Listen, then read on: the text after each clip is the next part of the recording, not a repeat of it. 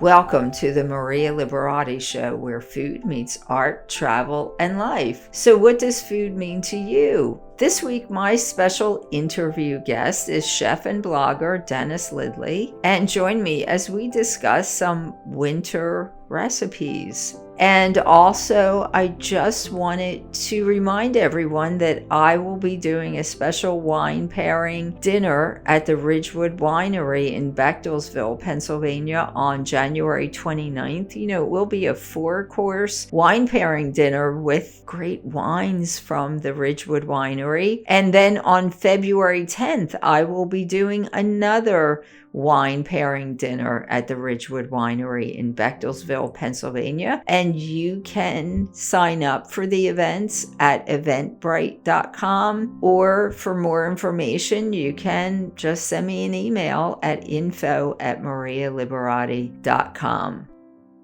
So we have actually, this is the first interview of the new year. So Dennis, you know, good. This is kind of, I guess you're our good luck charm. I hope so. Yes, we have Chef Dennis Littley, who has a really interesting blog. He's a chef turned culinary blogger, and he has an interesting blog. He was a travel blogger, now he's more a culinary blogger, and it's called, Dennis, is it called The Culinary Journey? Is that what the blog is called? That's it. It's a culinary journey with Chef Dennis. And actually, I started as a food blogger, and then I found out people would send me places for free if I wrote about them. Wow. So I became a travel blogger. Wow. So tell us some of the interesting places you got sent to. Oh, gee, I've been to Ireland, to a Killarney in Dublin. I went to Spain. I was in Madrid and Barcelona. Wow. I've been throughout France on different cruises. I've been in Switzerland and Lucerne, staying on Lake Lucerne with 2 huge balconies overlooking the lake. Oh my gosh. Oh my gosh. Wow. Really exciting. So I guess, first tell us, so I know you're a chef. So what led you to get into blogging? Well, I started a culinary program. The last job I had was at a high school. I had never worked in a school before. It was always like, well, this is the end of my career. I might as well just sign out and become a instructor at a school, or feed people at a school. Wasn't something that was high on my list, because I figured my creativity would wane at that point. Right. And nothing could have been further from the truth, because I got there and I was inspired because I was cooking for people that were like loving everything I did. The kids, these high school girls, hadn't had good food the whole time they were there. And all of a sudden I'm making them chicken marsala, I'm making them sushi, we're roasting vegetables. Wow. And the more excited they got, the more invigorated I got.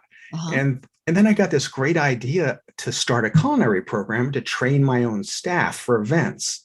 And that's when everything really exploded. And that's when I became a blogger. Oh, okay. Wow. That's great. It is, isn't it really invigorating when you give people a taste of something like that, they've never had. I'm sure the kids especially were all excited. It sounds like they were, with all the new tastes you were giving them. Absolutely. So, and they even went as far as to paint a mural of me in the cafeteria. It was like a made-for-TV movie at that point. They were. My goodness. Yes, it sounds like the Fame, the show Fame. Yeah. You probably remember that, but the culinary kind of version of Fame, sort of.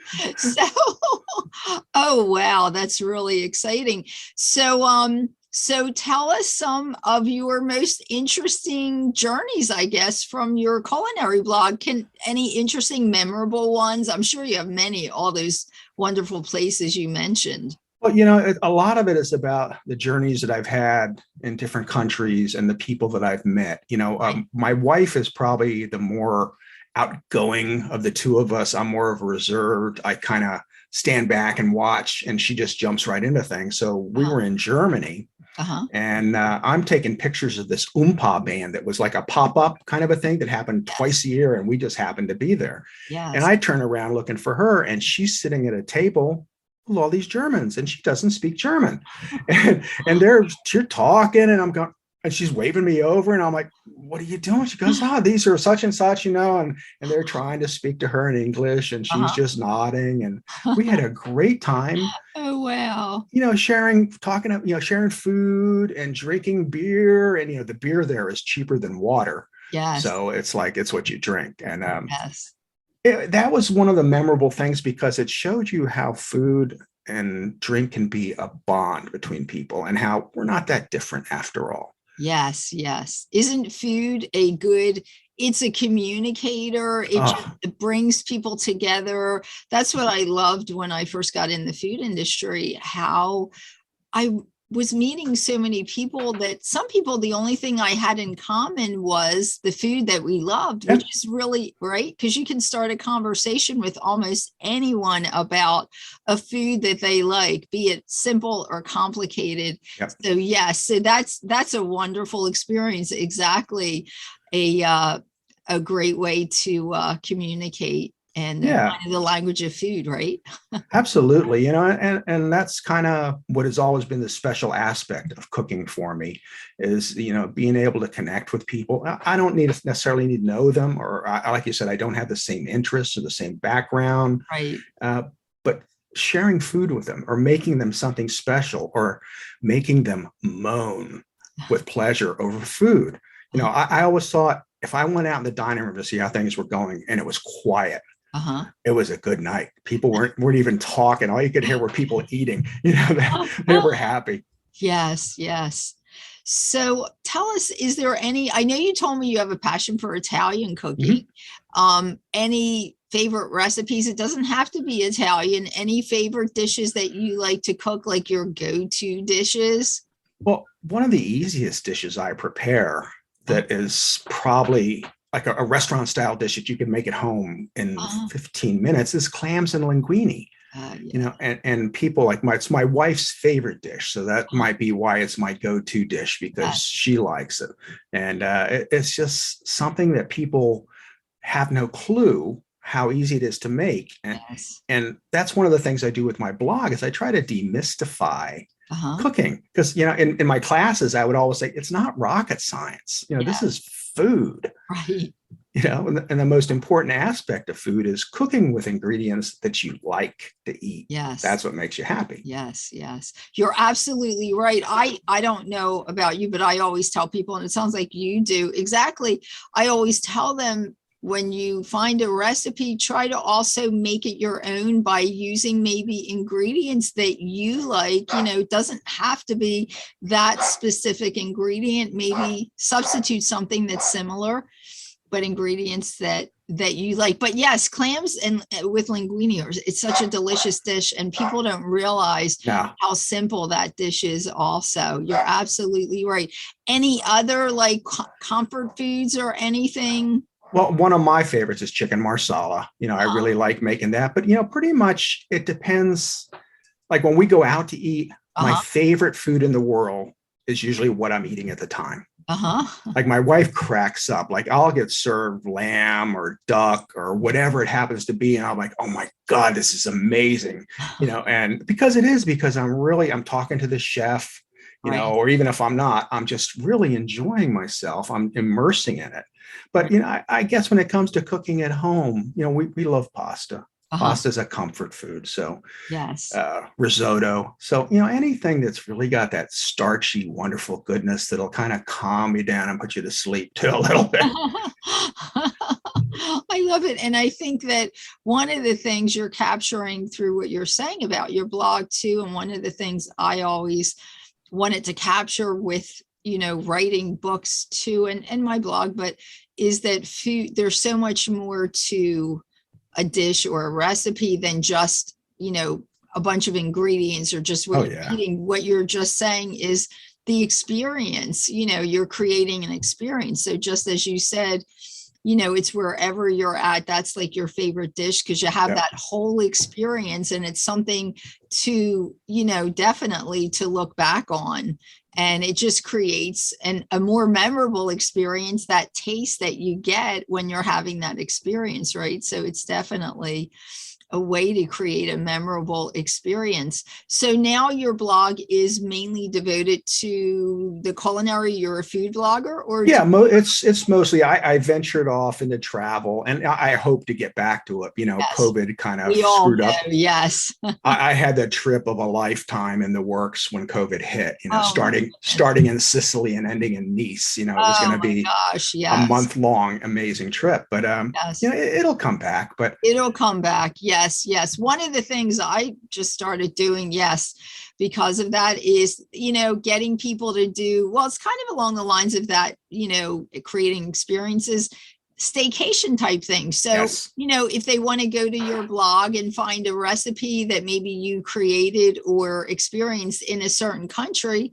they can maybe make a staycation, especially for kids, give them that experience of being in whatever that place is, right? Create absolutely. the recipe at home and kind of do a whole theme on that, a staycation, Yeah, and or try to find some local kind of little places. It's yeah. funny, I because I was traveling so much, I never really dwelled on finding things like more local to me, and it forced me to do that. So, I've been doing that too. So, there's always making, what do they say, making lemonade out of lemons, you Yeah, find a way. that's But it. yes, I'm sure we'll all get back into it. So what's coming up?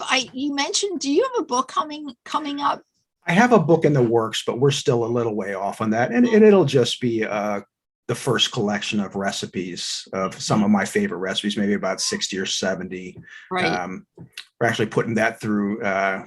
HP has a new program where they're going to be printing books on demand around the world. Oh, wow. And it's really a kind of a pretty cool thing. So, it's Yes, not like a major publisher is going to push it out, but right. But this day and still, age, yeah, book publishing has kind of changed. I mean, blogging has changed how people buy books. People still yes. buy books, Mhm. but it's not the same in any respect. No, it definitely isn't. But yes, so people then can, well, first of all, we want people to go to your blog. So, oh, you Yes. know what? Wait, I just want to ask you. So this is a question I like to ask foodies that we have on, foodies, Mhm. chefs and people in the food industry, before we end, and then I'll ask you to tell everybody where they Sure. find you. So one question I always try to get is, what does food mean to you? Oh, food means If you, everything to me. Food means everything. It's substance to keep us alive. uh-huh, It's something to bring us together, uh-huh. and it's something I can share with people to make them happy. I've learned some skills over my life. I was like a jack of all trades, kind of master of none. But the one that I did master was cooking, Mhm. and nothing that I have found has ever given me greater joy than making someone happy with something that I've created, that I've made, or shared, Uh-huh. or taught them to make. Right. Like, Yeah. that's even more fulfilling. Like, I'll get emails about recipes that they made. Like, I had one from a woman in Norway. She had made like tiramisu for her Sicilian grandfather, and she said he cried. Things like that you are priceless. That is priceless, definitely. The Definitely. food is the common denominator that, and pretty much it means everything. Sometimes I eat just to live, but I try not to. Right. It's more about making it special and making it special for other people. Wow, that's great. Thank you for sharing that with us. I love that answer. So we're working on putting together some type of an ebook or a book Mhm. with all the answer, all Oh, the cool. guests that I've had with that little answer, citing them. So will keep you posted. But Great. so Dennis, tell everybody where they can find you and your Sure. blog. You can find me at askchefdennis.com. Uh-huh. And that's where my blog is. And you can find all my recipes, sign up for a free subscription, and you get my ebook. I publish new ebooks every quarter. Uh-huh. And you can find me on social media on Instagram, Facebook, Pinterest, just Twitter as Ask Chef Dennis. So it's really easy. I became my brand Uh-huh. through someone who read my blog saying, you need to be Ask Chef Dennis. I'm like, really? It's like an ego thing. I'm like, oh, I can't be. And he says, no, you really need to be. So I became Ask Chef Dennis, and it was That easy to makes, brand me that way. yeah, that makes sense. People know who you are. They know you're Yeah. a chef, and it's to ask you, they know to ask. So that's Yeah. great. Well, Dennis, we will definitely be looking out for your book and anything else in the new year, and we'll definitely invite you back on again. We'll Great. be catching up again. Thank you so much. And thanks for being our good luck guest of 2022, our first guest. So thank you so much. You're welcome, Maria. And we'll Thank be you for having sharing me. this all over the place too. And please do the same. I will. Great. All right, Dennis, thanks. Have a good one. Have You a too. nice New Year. Happy New Year. You too. Thanks for listening to the Maria Liberati Show, and thanks to my producer, Britton Roselle, and this week's guest, chef, blogger, Dennis Littley. And you can find me, I'll be doing 4-course wine pairing dinner at the Ridgewood Winery in Bechtelsville, Pennsylvania, on January 29th and February 10th. So you can find me there and sign up for the events on eventbrite.com, or if you have any questions on the events, you can email us at info@marialiberati.com. And you can also find me on Facebook at chefmarialiberati.com, on Instagram at Maria Liberati, on Pinterest at Maria Liberati, on LinkedIn at M Liberati, and on Twitter at Maria Liberati, and my blog, marialiberati.com. You can find my award-winning book series, The Basic Art of Italian Cooking, at artoflivingprimamedia.com, on amazon.com, and Kindle, and anywhere books are sold. Be sure to look for my latest books, The Basic Art of Italian Cooking, Diaries, Seasons, and the other books are Graceland's Adventures, which is a book for tweens, and that is a book that is a story about a little girl that likes to play detective, and she likes to cook also. My recipes are included in that book. And the other book is a book that I had the pleasure of doing the English translation for. It's called How Wine Can Change Lives, and it's by award-winning Italian journalist Loredana Dani, but I did the English translation since the book was first released in Italian. And you can also find me on my YouTube channel, The Maria Liberati Show, and my Vimeo channel, The Maria Liberati Channel. Until next week, peace, love, and pasta.